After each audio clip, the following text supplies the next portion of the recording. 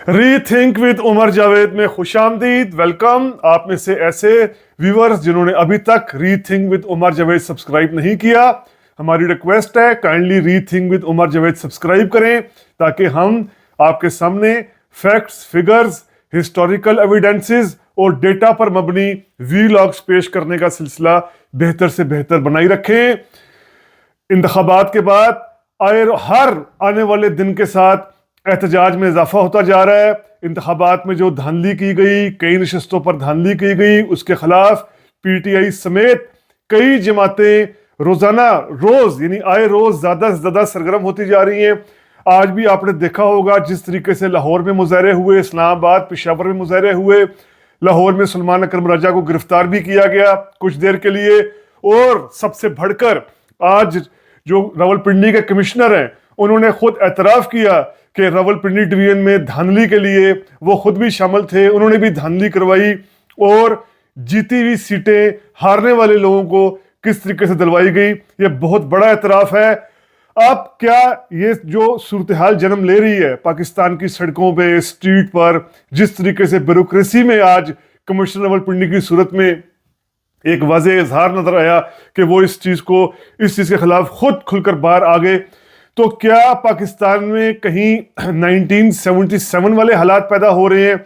यानी इलेक्शन के बाद इतने बड़े पैमाने पर एहतजाज, जलसे, जुलूस और फिर ब्यूरोक्रेसी के सेगमेंट्स का भी शामिल हो जाना, क्या ये 1977 की तरफ हालात जा रहे हैं? क्योंकि पाकिस्तान की 3 पार्टीज के अलावा मुस्लिम लीग नून, पीपल्स पार्टी और MQM, ये तीनों सियासी जमातें अगर हम देखें तो जो धांधली की सबसे ज्यादा फायदा हुआ है इन तीनों सियासी जमातों को हुआ है, खास तौर पर मुस्लिम लीग नून और MQM को। इनके अलावा पाकिस्तान की बाकी हर छोटी बड़ी जमात इंतखाबात में ना सिर्फ धांधली का इल्जाम लगा रही है बल्कि कामयाब एहतजाज भी करती हुई दिखाई दे रही है।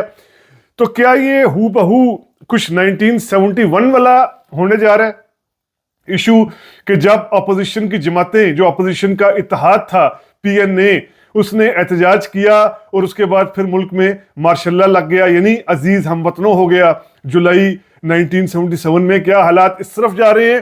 तो थोड़ा सा फर्क है हालात में। अगर हम फैक्ट्स को देखें, अगर हम हिस्टोरिकल एविडेंसेस को देखें तो हालात में कदरे फर्क है। सबसे पहले ये कि जो 7 मार्च 1977 को इलेक्शन हुए थे उसमें PNA का जो अलायंस था, यानी पाकिस्तान नेशनल अलायंस, इसमें 9 जो सियासी जमातें शामिल थी, 9 पॉलिटिकल पार्टीज जो इस PNA में शामिल थी जिन्होंने एहतजाज किया। क्योंकि 7 मार्च 1977 को जो इलेक्शन हुए इसमें हैरानकुन तौर पर पीपल्स पार्टी 200 में से 150 सीटें ले गई और PNA के पास सिर्फ 36 सीटें आ गई। इंतखाब धांधली ज़दा थे या नहीं, इसका सबसे बड़ा सबूत खुद जो बाद में भुट्टो के साथियों ने किताब लिखी, खासतौर पर मौलाना कौसर नियाजी ने, और लाइन कट गई। और उस जमाने का अगर हम प्राइमरी सोर्स भी देखें, प्राइमरी रिसर्च भी करें तो ये वाज़ेह है कि जारी बात है धांधली तो हुई थी। जिस तरीके से भुट्टो और चारों सूबों में पीपल्स पार्टी के जो एक्सपेक्टेड चीफ मिनिस्टर से बिला मुकाबला उनको कामयाब करार दिया गया। फिर इलेक्शन डे वाले दिन भी इस तरह धांधली की गई, धांधली तो थी। लेकिन PNA की फॉर्मेशन को यहां समझना जरूरी है कि 9 पार्टियां इसमें जो शामिल थी, इसमें एक तरफ जिस तरह इन 9 पार्टीज में जमात इस्लामी, जमीयत उलमा इस्लाम, जमीयत उलमा पाकिस्तान, ये बिल्कुल रिलीजियस पार्टीज थी, यानी मजहबी पार्टीज थी। अब कुछ पार्टीज ऐसी थी जो सेंटर की थी, यानी जो ना मजहबी थी, ना सोशलिस्ट थी या लेफ्टिस्ट थी। जिस तरह अगर हम देखें, बात करें जो अस्कर खान की तरीके इस्तकलाल थी, इसकी हम बात कर सकते हैं। फिर कुछ पार्टीज राइट की तो थी लेकिन मजहबी नहीं थी, जैसे मुस्लिम लीग काफ इसमें शामिल थी। मुस्लिम लीग काफ से मुराद मुस्लिम लीग क्यूम, तब ये क्यूम लीग होती थी, जो क्यूम खान लीडर थे मुस्लिम लीग के, और मुस्लिम लीग फंक्शनल और नवाबजादा नसरुल्लाह खान की पाकिस्तान डेमोक्रेटिक पार्टी PDP, ये सेंटर की जमातें थी, मजहबी नहीं थी। यानी मजहबी नहीं थी तो एक्सट्रीम पर लेफ्ट की भी नहीं थी बल्कि सेंटर टू राइट की, राइट विंग इनको हम पार्टीज कह सकते हैं। और फिर इसमें लेफ्ट की बड़ी पार्टी भी शामिल थी, यानी नेशनल डेमोक्रेटिक पार्टी, जिसमें वली खान के हामी, शेरबाज मजारी के हामी, इस तरह के लोग थे वो शामिल थे। और फिर एक कौम परस्त जमात यानी बलूचिस्तान नेशनल पार्टी, जिसका टिल्ट वाज़ेह तौर पर लेफ्ट की तरफ था, वो भी इसमें शामिल थी। تو پی این اے ایک لحاظ سے اگر ہم کہیں پورے ملک کی اس وقت کی پولیٹیکل آئیڈیالوجی کو ریپرزینٹ کر رہا تھا، چاہے وہ ریلیجیس تھی، چاہے وہ رائٹ ونگ تھی، چاہے وہ سینٹر تھی، چاہے وہ لیفٹ کی تھی۔ اب کیا صورتحال ہے؟ اب ایک تو یہ کہ جو یہ احتجاج ہو رہے ہیں، یہ اگر ہم دیکھیں یہ بکھرے ہوئے ہو رہے ہیں، یہ سکیٹرڈ ہو رہے ہیں، جماعتیں الگ الگ کر رہی ہیں۔ جی ڈی اے جو ہے وہ اندرون سندھ میں احتجاج کر رہا ہے، جماعت اسلامی کا احتجاج بھی کے پی کے مخصوص جگہوں پر ہے، جے یو آئی ایف کے پی کے کچھ علاقوں میں یا بلوچستان کے کچھ علاقوں میں احتجاج کر رہی ہے۔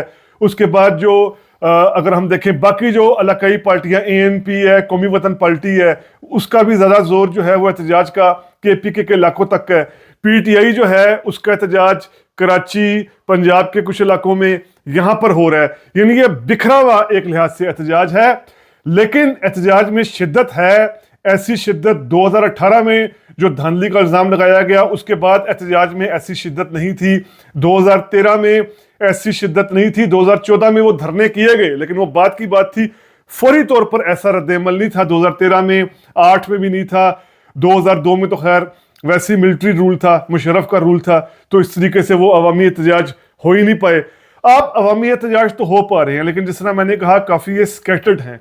یہ عوامی احتجاج تب زیادہ ایک آپ کہہ لیں کہ سخت یا سنجیدہ ہو سکتے ہیں اگر یہ کسی الائنس پہ آ گئے، اگر پی ٹی آئی نے، جماعت اسلامی نے، جمعیت علماء اسلام فضل الرحمان گروپ نے، بلوچستان کی قوم پرست پارٹیوں نے، کے پی کے کی قوم پرست پارٹیوں نے، انہوں نے اگر احتجاج کے حوالے سے کوئی الائنس کر لیا، کوئی اتحاد بنا لیا، پھر تو یہ بہت بڑا چیلنجنگ ہو جائے گا آنے والی حکومت کے لیے بھی۔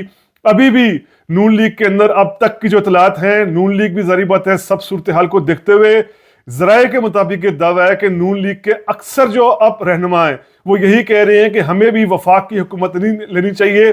جس طرح کے متنازع انتخابات ہو چکے ہیں، جس طرح کے ٹینٹڈ انتخابات یہ ہو چکے ہیں، دھاندلی زدہ یہ ہو چکے ہیں، تو اس کے بعد وفاق میں حکومت لینے پر نہ پیپلز پارٹی اس طرح حکومت کا حصہ بن رہی ہے، نیچے دھاندلی کے الزامات ہیں، بدترین ریگنگ کے الزامات ہیں، تو ایسی حکومت کی کیا ریٹ ہوگی، کیا وقت ہوگی، ایسی حکومت کس طرح اپنے آپ کو اسٹیبلش کر پائے گی؟ تو یہ تاحال ایک ایشو چل رہا ہے۔ یہ بھی ایشو جنریٹ ہو سکتا ہے کہ مسلم لیگ نون اگر بالکل وفاق سے وڈرا کرتی ہے تو پھر کیا صورتحال بنے گی؟ پھر آزاد جو پی ٹی آئی کے حامی آزاد ہیں 92 93 کے قریب، پیپلز پارٹی کے 54، کیا وہ فیصلہ کریں گے؟ اس سے بحران زیادہ سنگین ہو سکتا ہے۔ آنے والا ہفتہ اس حوالے سے بہت اہم ہے۔ سپریم کورٹ میں بھی یہ معاملہ ہے، سپریم کورٹ میں یہ معاملہ کیا رخ اختیار کر سکتا ہے؟ پاکستان کی سٹریٹ کس حد تک مزید ہاٹ ہو سکتی ہے؟ احتجاج اس میں ہو سکتے ہیں۔ آنے والے ہفتے میں کافی کچھ اس حوالے سے کلیئر ہوگا۔ فی الحال تو ہم یہی کہہ سکتے ہیں کہ 8 فروری 2024 کو جو الیکشن ہوئے اس سے ملک میں استحکام تو دور، پہلے سے بھی زیادہ ہمیں عدم استحکام کے حالات دکھائی دے رہے ہیں۔ تو امید کرتا ہوں آپ کو یہ ویلاگ پسند آیا ہوگا۔ اگر پسند آیا ہے تو کائنڈلی سبسکرائب کیجئے۔ ری تھنک وتھ عمر جاوید۔ شکریہ۔